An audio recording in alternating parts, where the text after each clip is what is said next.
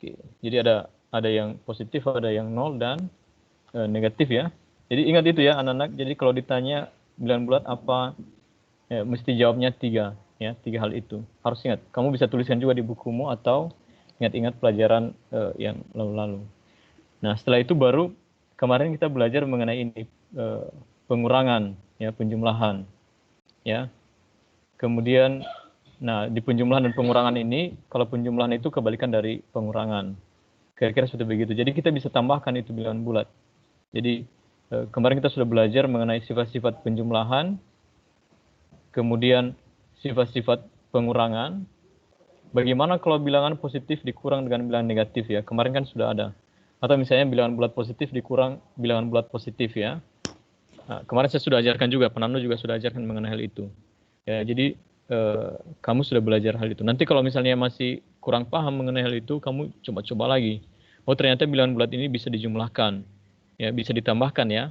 Di SD juga kamu sudah belajar itu. Kemudian bisa dikurangkan ya, pengurangan dikurangkan ya. Kemudian setelah itu kemarin kita belajar perkalian ya. Nah, perkalian ini kan, nah ini yang paling mudah ya perkalian ya. Kita hanya ingat saja ya, kalau misalnya perkalian kan kemungkinannya ada 4. Benar ya, kalau perkalian bilangan bulat ya ada 4 kemungkinan. Siapa yang masih ingat perkalian bilangan bulat ini yang kemungkinannya ada 4? Apa kemungkinan pertama? Kemungkinan pertama adalah positif dikali bilangan bulat positif dikali apa? Bilangan bulat positif ya, benar ya? Hasilnya adalah apa? Siapa yang masih positif ya? Nah, itu yang pertama, itu kemungkinan pertama itu pasti. Ya. Oke, yang kedua apa? Yang kedua negatif kali negatif. Negatif dikali negatif ya, benar ya? Negatif dikali negatif. Oke, tandanya sama ya, negatif ya. Berarti hasilnya apa itu? Kalau tandanya sama. Positif. Positif ya, benar ya? Positif. Positif ya. Oke. Yang ketiga, kemungkinan yang ketiga apa? Positif kali Negatif. Oke, positif dikali negatif ya. Bilangan bulat positif dikali negatif ya. Berarti hasilnya apa kemarin? Negatif. Negatif. Ya. Oke. Kemungkinan yang keempat, negatif dikali negatif dikali positif. Jadi hasilnya juga apa? Negatif. Jadi, nah itu kemungkinan itu kamu harus tahu. Jadi nanti kalau misalnya dalam soal, misalnya hari ini kamu kerjakan soal formatif, kamu harus ingat itu ya. Saat mengerjakan soal, oh ini ada perkalian ini, perkalian bilangan bulat positif dan negatif ya. Saya harus tahu ini. Kamu harus ingat. Jadi jangan salah-salah ya. Menggunakan sifat-sifat tersebut. Kalau dia pembagian juga sama dengan perkalian, jadi hanya 4 sifat. Ya. Nah, kemarin yang banyak kesulitan itu adalah kalau misalnya pengurangan dan penjumlahan. Nah, itu mesti kamu belajar lagi. Ya. Bagaimana kalau bilangan bulat negatif dikurang bilangan bulat negatif? Kan kemarin kan kita ada soal itu ya. Soal yang kemarin kami berikan ada yang sampai 20 soal itu. Ya, itu juga pernah dibahas ya di kelas. Ya. Nah, itu mesti harus kamu ulang-ulangi itu. Oke. Nah, anak-anak kenapa ini penting sekali? Karena nanti kalau sampai kamu di kelas 8, kelas 9, itu bilangan-bilangan bulat ini sering muncul. Ya, dalam soal-soal itu muncul sekali. Kamu harus tahu.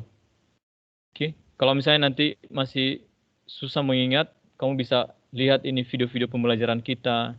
Kamu cari-cari, kamu pelajari kembali. Ya. Nah, saya rasa di perkalian dan pembagian tidak terlalu sulit, tapi di penjumlahan itu akan mungkin lebih kesulitan. Tapi saya yakin kamu pasti bisa belajar ya. Nah, nah dalam perkembangannya anak-anak, kemarin terakhir kita belajar akar pangkat ya. Terakhir adalah KPK dan FVB. Ya, kamu juga sudah kerjakan soal mengenai KPK dan FVB. Oleh karena itu, bagi kami udah selesai. Maksudnya kita udah mau selesai ini materi bilangan bulat. Ya, nanti kita akan lanjut ke materi berikutnya lagi. Ya, oleh karena itu kita akan mau tes formatif ya hari ini. Oke. Jadi tes formatifnya hari ini nanti saya jelaskan beberapa soal. Itu berkaitan dengan soal cerita ya, soal cerita mengenai bilangan bulat. ya. Jadi nanti akan ada soal cerita mengenai perkalian, mengenai penjumlahan, kemudian mengenai KPK dan FPB, ya. KPK dan FPB kan sudah lewat, jadi kamu masih bisa ingat itu. Oke, jadi itu yang akan kita pelajari hari ini. Bagaimana penerapan bilangan bulat dalam kehidupan sehari-hari, ya. Nah, kemarin saya sampaikan bahwa ternyata kalau misalnya kamu perhatikan bilangan bulat ini, kamu menemukan sebuah keteraturan, ya, maksudnya sebuah pola di sana, ya. Jadi kamu kelas 7 sudah bisa memikirkan mengenai pola ini. Jadi orang matematika itu kalau misalnya dia suka matematika dia pasti menemukan pola, ya. Cara misalnya pola bagaimana tadi misalnya perkalian, dia sudah tahu itu mengenai pola-pola itu. Perkalian itu saya tahu ini begini caranya. Atau misalnya penjumlahan, wah saya tahu ini. Atau paling mudah itu kalau misalnya tabel perkalian, ya, kamu pasti tahu polanya itu. Perkalian itu seperti apa, ya. Nah, itu pola itu berarti bagaimana cara kamu memikirkan. Nah, di matematika belajar mengenai pola, ya. Jadi kemarin kita belajar juga, misalnya terakhir ya KPK, ya. KPK itu kan ada polanya. Jadi kalau misalnya dia kegiatan untuk ke depan, ya, kegiatan ke depan berarti itu KPK itu. Tapi kalau misalnya dia bagi-bagi, ya, misalnya ada pita kemarin yang kita pelajari, kemudian dia bagi-bagi per kelompok, nah itu polanya berarti itu adalah FPB, ya. Nah, itu adalah pola. Nah, dari kelas 7 kamu sudah belajar itu. Nah, itu penting sekali, ya, anak-anak bisa memahami mengenai pola dalam matematika. Oke. Nah, pola ini kalau kita berbicara mengenai pola itu berbicara mengenai keteraturan, ya. Jadi anak-anak jangan kamu pikir, ya, dunia ini mungkin kamu lihat, ya, wah ini kayaknya tidak teratur ini, banyak di sekitar kita yang tidak teratur, ya. Sebenarnya itu teratur, ya. Jadi segala sesuatu itu memang teratur yang Tuhan sengaja berikan, ya. Maksudnya Tuhan sengaja berikan kepada kita untuk sebuah keteraturan, ya. Mengapa lawan penjumlahan pengurangan? Mengapa lawan perkalian pembagian? Ya, itu adalah sebuah pola yang teratur sekali, ya. Matematika berbicara mengenai keteraturan. Oke, kamu tidak bisa menjumlahkan kalau misalnya jawabannya salah, ya. Misalnya minus 5 tambah 2, minus 5 ditambah 2. Ada utangnya 5, dia bayar 2. Kamu tidak bisa menjawab itu 7, salah. Benar, ya? Seharusnya minus 5 tambah 2 berapa? Minus 3. Iya, minus 3. Kamu tidak boleh jawab itu 7. Benar, ya? Nah, itu sebuah keteraturan. Oke?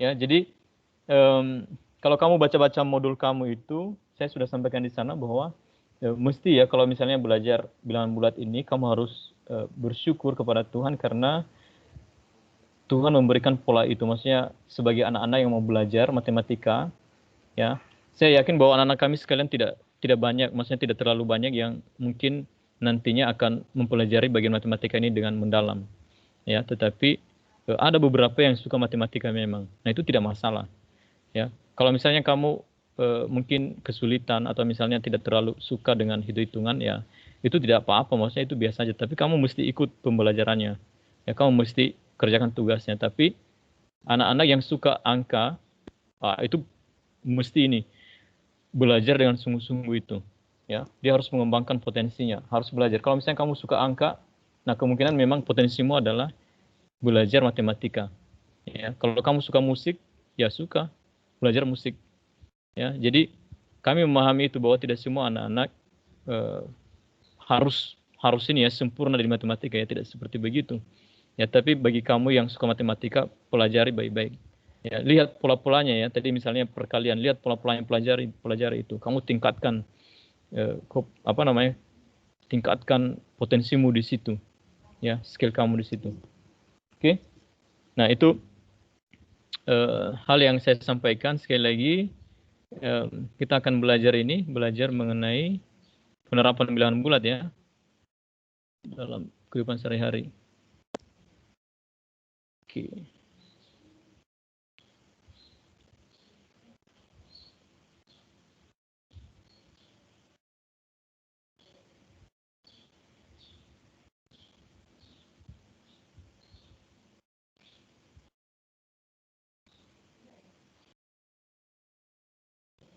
Oke. Kelihatan?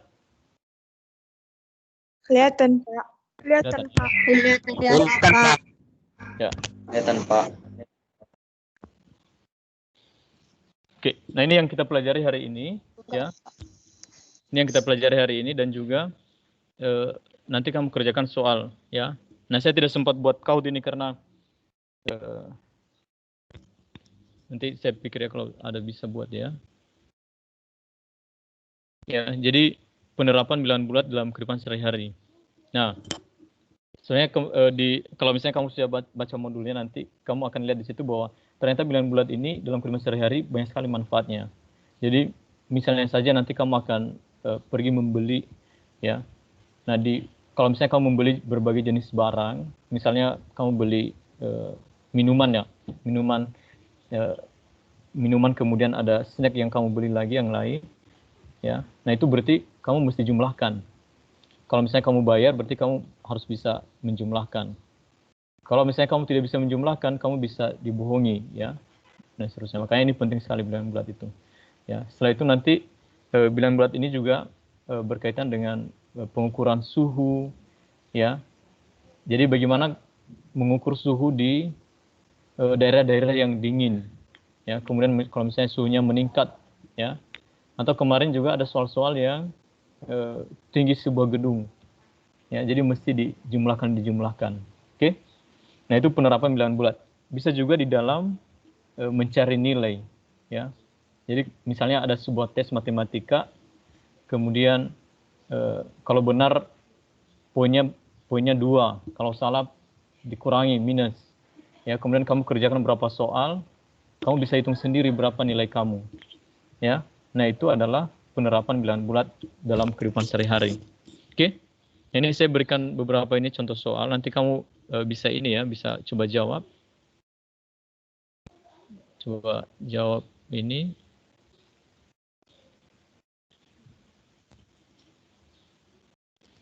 Oke. Nah ini misalnya ini ya, kita lihat yang pertama. Anto membeli selusin pensil dengan harga 2.000 per buah. Oke, saya tanya dulu, selusin itu berapa buah ya kalau selusin? 12 buah. 12 ya? 12 ya. Oke. Nah, itu yang pertama dulu. Jadi, kalau dia soal-soal penerapan ini kamu harus tahu itu mengenai misalnya satu lusin itu 12. Oke. Kalau satu pak berapa itu kalau satu pak? Berapa buah itu satu pak? Ada yang tahu? Satu pak, misalnya satu pak roti berapa? Kalau misalnya kamu beli roti satu pak, berapa isinya itu? Oh, kurang tahu, belum pernah beli ya. Oke. Biasanya kalau satu pak itu anak-anak 10 ya, isinya 10. Jadi kalau selusin 12. Kalau satu kodi berapa? Satu kodi. Biasanya seng ya, seng itu satu kodi. Satu kodi berapa? Nah ini satuan ini mesti kamu tahu juga berapa? Satu kodi pernah baca atau pernah? Satu kodi berapa? Nah ini saya beritahu ya. Nah, satu kodi itu 20 lembar. Ya. Jadi kamu bisa catat ya di bukumu ya. Satu lusin 12. Satu pak itu biasanya 10 buah di dalam. Kalau satu kodi, misalnya seng ya, satu kodi itu 20 lembar itu. Ya, satu kodi. Kamu catat itu di buku supaya nanti kalau di soal-soal kamu tahu, oh ini satu kodi 20. Oke. Jadi kalau di soal-soal bilangan bulat ini kamu harus tahu satuan juga. Satuannya apa? Misalnya satu lusin itu 12 ya langsung. Oke. Nah, Anto ini membeli selusin pensil dengan harga 2.000. Tapi bukan selusinnya, tapi per buahnya 2.000. Benar ya? Dia beli selusin tapi harga per buahnya 2.000. Kira-kira satu lusin ini berapa ribu ya harganya itu? 24.000. Ya, 24.000 ya. Oke, benar ya? 24.000. Nah, ini dia ya. Jadi kamu harus hati-hati juga di sini kalau misalnya selusinnya bukan 2.000 tapi 2.000-nya itu per buah. Nah, kamu harus tahu selusin itu 12. Berarti kalau 12 buah berarti itu 24.000. Karena 12 dikali berapa? 12 dikali 2000. berapa? 2.000 ya. Berarti di sini masuk perkalian. Ya. Di sini masuk perkalian bilangan bulat ya. 12 dikali 2 berarti 24. Oke, 24.000 ya. Kemudian ia membeli 10 pensil lagi dengan harga 20.000. 20.000 per buah. Oh, ini pensilnya mahal ini ya. Ada pensil yang mahal sekali. Berarti harga 10 pensil kali 20.000 berapa? 200 Pak. Ya, 200.000 ya. Berapakah uang yang harus dibayarkan untuk pensil-pensil itu? Berapa semua? 210.000. 4.000. 200? 224.000. Wah, benar sekali ya. Benar ya. Jadi 200 kalau tadi harganya yang 2.000 ini selusin berarti 24.000. Benar ya? Nah, ini pensil biasa ini, pensil yang biasa-biasa. Kemudian dia membeli pensil lagi yang mereknya bagus ya. 20.000 per buah. Berarti ini dia bayar 200.000. Maka semuanya 224.000. Benar ya? Iya, Pak. Oke. Ada yang ini yang bertanya dulu sebelum kita lanjut ke soal berikutnya. Berarti jawabannya 224 berapa? 224.000 ya? Iya. 224.000. Oke. Nah, nanti kamu bisa jawab ini ya, bagaimana menyelesaikan. Jadi kamu lihat tadi cara berpikirnya. Kamu tuliskan ini strategi-strategi di bukumu, bagaimana caranya ya. Nanti kalau ada soal-soal cerita ini, apa kira-kira yang mesti saya tahu? Tadi saya sampaikan bahwa yang pertama, kamu harus tahu satuannya dulu. Ya, kalau misalnya dia bilang selusin, wah itu kamu harus bisa konversi satuan. Ya, harus tahu kalau dirubah ke satuan itu berapa. Ya, nah itu yang pertama. Kemudian harus tahu juga kalimat-kalimatnya ya. Jadi harus benar-benar perhatikan kalimat per kalimat. Nah ini yang kedua. Ini tes matematika ini ya. Sebelum ke sini ke soalnya ini ada tiga apa namanya ini? 3 apel ini. 9. Berarti satu apelnya berapa ini? 3 Pak. 3.000. 3 Pak. 3, oke. Kalau satu apel ditambah 2 pisang, 15. Pisangnya berapa? 6. 6. Oke, 6 ya. Pas ya? 6. Oke. Kalau satu pisang dikurang semangka, hasilnya 12. Semangkanya berapa? 6 Pak. Hah? 6. 4. Tadi pisangnya, kalau tadi harga apa? Satu pisangnya kan dihargai berapa tadi? 6 ya? Tadi kan misalnya ini 3 ya. Apelnya kan 3. 3 tambah 3 tambah 3 kan 9 kan? Benar kan? Di sini ada 3. 3 tambah 6. 9 tambah 3. Tambah 6. 15. Benar ya? Oke, berarti satu pisangnya 6. Di sini ada 6 di sini. 6. 6 dikurang berapa supaya hasilnya 12? Ayo. 6 Pak. 6 dikurang 6, 12 ya? Enggak. Ya, 0 berapa? Pak. Hah? 0 Pak. 6 dikurang 0. Oke. 3, Pak. Oke, 6 dikurang 0 benar ya? 6 dikurang 0, 12 ya? 6 dikurang berapa? Tadi kan pisangnya 6 ya? Tadi kan 6 ya? Ini kan 6. Ini juga 6 kan? Benar ya? 6 dikurang berapa supaya hasilnya 12? Ayo, siapa yang masih ingat? Ini pengurangan. Semangkanya 18, Pak. Oke, 6 dikurang 18 berapa? 2 minus 2. Iya, minus. Bukan 12 ya, Minus. tapi minus. Iya, harusnya minus. Iya. Berarti nggak boleh 18 ya. Karena nanti Minus jawabannya 18. akan menjadi minus. Ayo, Minus bilang. 18, Pak. Hah? Iya, Minus? Pak. Minus 18, Pak. Oke, 6 dikurang minus 18 berapa? 6 dikurang minus lagi. Ayo. Kalau dia 6 dikurang minus 18, harusnya itu 6 tambah 18, berarti 24. Tidak mungkin 12. Ayo. Bilangan apa kalau dikurangkan, 6 dikurang berapa, hasilnya 12. Ayo, pasti bisa ini. Masa tidak bisa?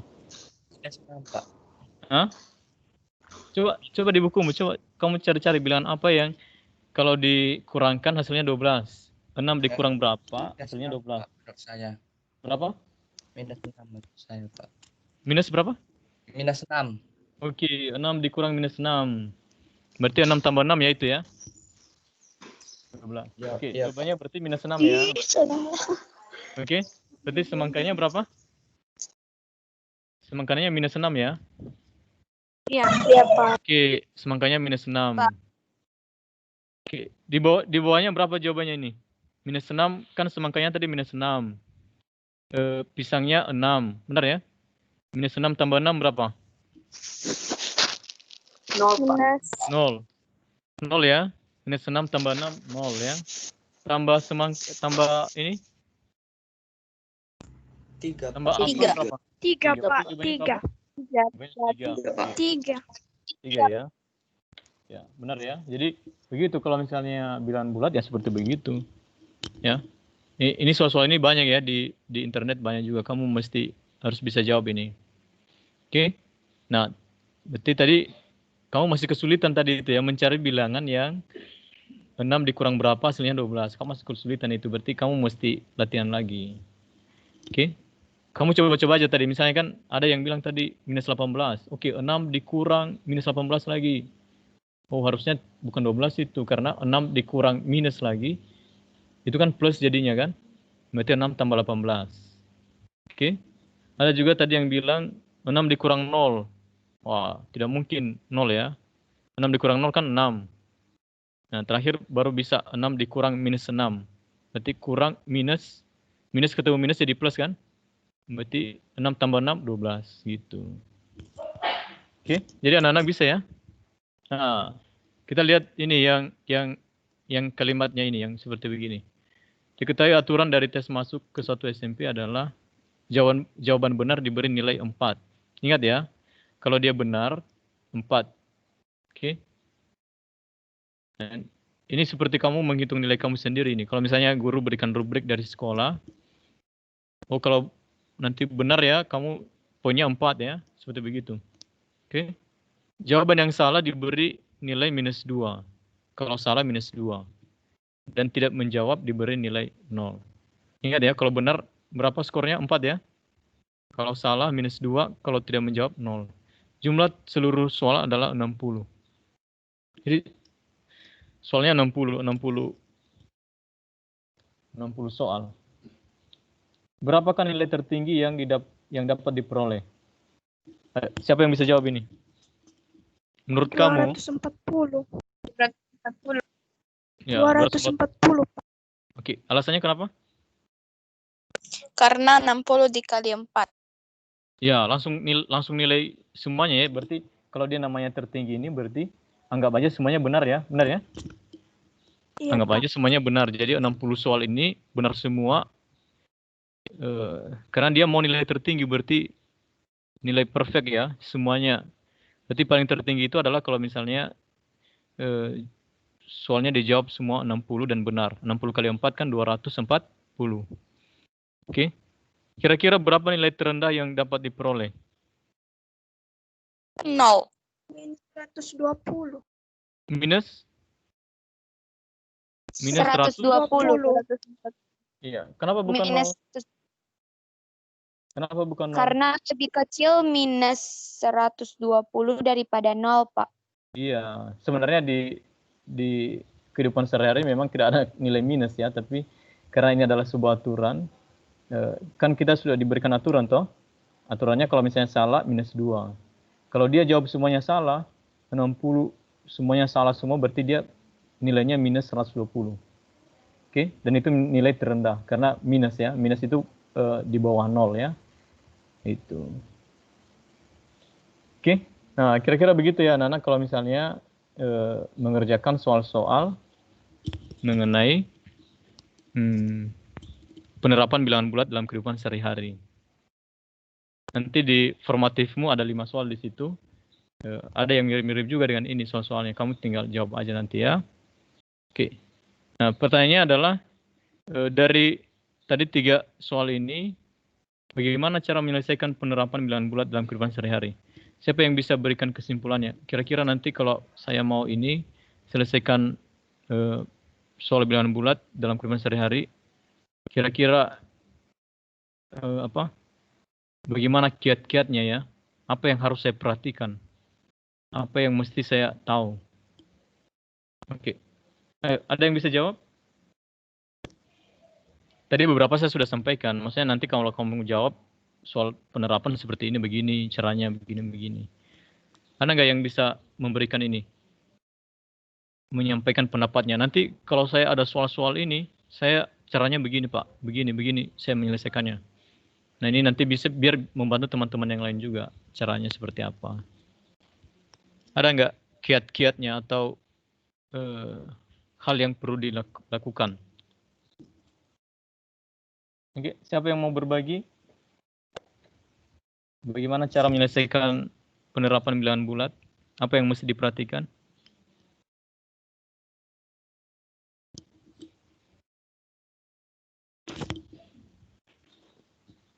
Ayo, anak-anak.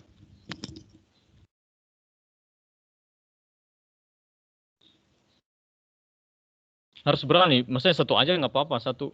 Oh nanti begini Pak, kalau saya mau kerjakan, ini yang mesti saya perhatikan dulu. Yang pertama, saya mesti lihat ini. Gitu. Oke.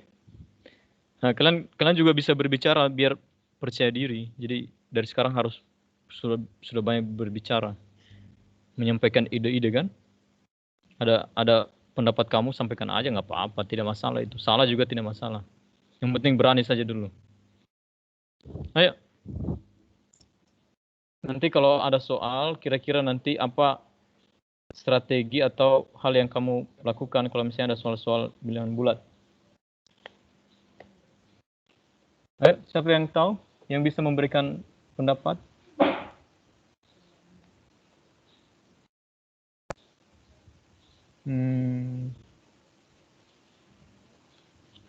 Nggak ada yang berani? Tadi kan saya sudah sampaikan juga beberapa. Memperhatikan bilangan bulat dan kemungkinannya. Oke, berarti kita lihat kemungkinannya juga ya, memperhatikan bilangan bulatnya. Oke, bagus ya. Fidela ya. Bagus. Terima kasih ya, karena sudah berani berbicara, itu bagus, itu menyampaikan ide. Ya. Jadi kalau misalnya kita diam-diam saja, kita nggak tahu, wah nanti sulit itu. Tapi kalau kita sudah berbicara, bagus. Ya. Oke, ada lagi yang lain selain dari Fidela yang ingin menyampaikan pendapatnya? Tidak. Siapa? Tidak ada, Pak. Oh, tidak ada. Oke. Oke, berarti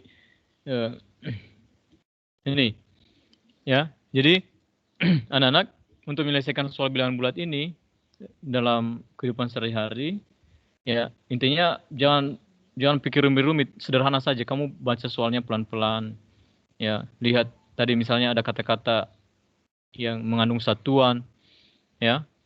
Nah kamu harus rubah itu konversi satuan ya. Tadi itu yang paling penting sebenarnya tadi. Kalau misalnya ada beberapa kalimat yang mesti konversi satuan, misalnya tadi dari lusin ya, satu lusin itu kan harus dirubah per buah. Satu lusin kan 12 buah, jadi harus dirubah. Oke, jadi mesti baca pelan-pelan kalimatnya. Berpikirnya sederhana saja, jangan rumit-rumit. Setelah itu baru gunakan operasi bilangan bulat, ya, dengan tepat ya. Tadi seperti Fidel sampaikan ya.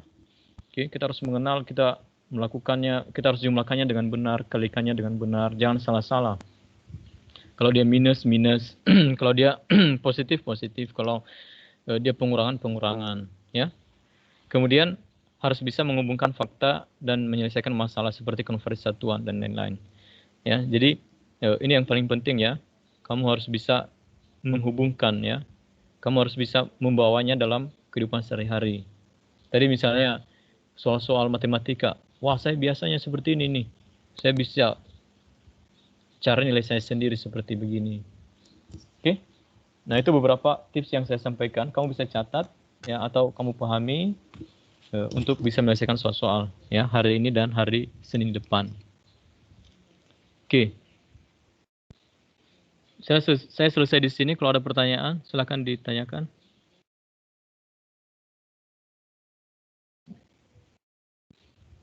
Ada pertanyaan, anak-anak? Tidak, Pak.